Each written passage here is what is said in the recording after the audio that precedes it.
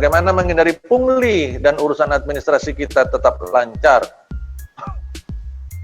Oke, hal pertama yang perlu kita lakukan untuk menghindari pungli ini cara yang saya pahami dan saya jalankan dan saya rekomendasikan dan saya sarankan dan saya bimbing kepada perusahaan-perusahaan yang dibantu oleh DHM Partners, ya, adalah dengan memastikan tingkat kepatuhannya, level of compliance-nya semakin tinggi. Hanya dengan memastikan bahwa kita berada dalam posisi kepatuhan yang bagus, maka kita bisa datang menyelesaikan segala urusan dengan mengangkat kepala dan sama sekali tidak ada rasa khawatir adanya pungli. Hanya itu Bapak Ibu, hanya itu. Ya. Maka langkah pertama yang harus dilakukan, kalau ada yang mau catat silahkan, pastikan hal kepatuhan itu berada dalam level yang tinggi, level of compliance-nya. Maka yang kami lakukan di DHM kepada beberapa perusahaan yang kami bantu adalah melakukan review dulu, melihat dulu kondisi tingkat kepatuhannya melalui kegiatan HR Compliance Assessment. Setelah itu bersama dengan si perusahaan tersebut atau manajemennya, kita mengatur prioritas setelah tahu nih mana yang tingkat compliance-nya tinggi, mana yang tingkat compliance-nya rendah.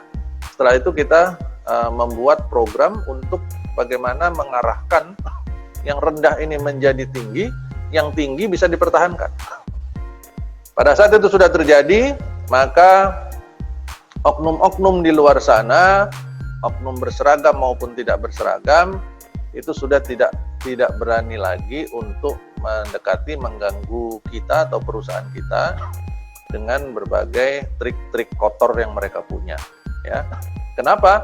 Karena pada saat kita datang ke kantor-kantor pemerintahan, melakukan urusan-urusan administrasi dan sebagainya, kita akan datang dengan wajah yang terangkat, dengan tingkat kepedean yang sangat tinggi, tingkat kepercayaan diri yang sangat tinggi.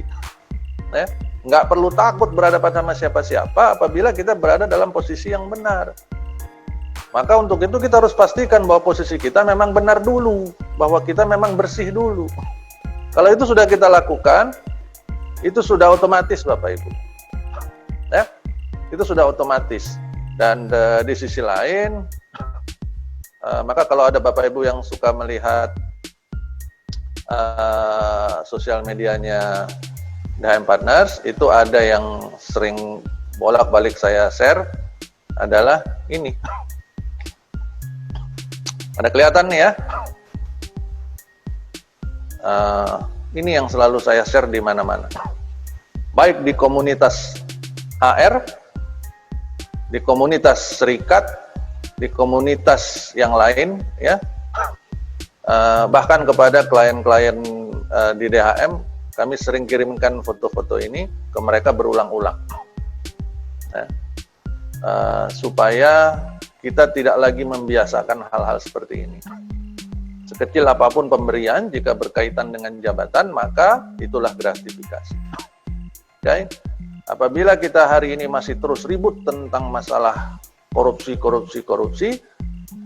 sebenarnya kita ini juga ikut membangun budaya-budaya korupsi.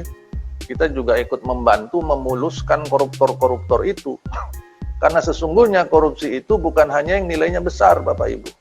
Bukan hanya nilainya besar. Yang ada di dalam foto ini, itu sebenarnya masalah-masalah integritas yang mungkin nilainya hanya sebatang rokok, sebungkus rokok, atau korek api satu yang harganya mungkin 2.000-3.000 perak. Ya. Tetapi itu membangun mental, membangun cara pandang, membangun mindset bahwa yang namanya meminta kepada orang karena dikaitkan dengan jabatan, itu adalah hal yang wajar. Maka pada saat dia nanti memiliki kesempatan untuk meminta lebih besar, dia akan minta lagi lebih besar. Terus sampai akhirnya yang sekarang ada di media-media itu berapa triliun, berapa miliar. Nah, kita sibuk marahin, sibuk menyorot hanya kepada yang bermiliar-miliar tadi.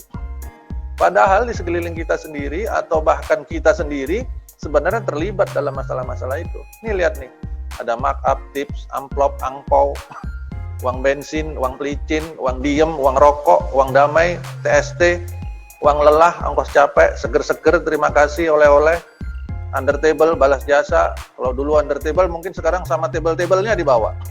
Nah, ini. Jadi ini yang perlu diperbaiki dulu. Baru kita bisa beres. Oke?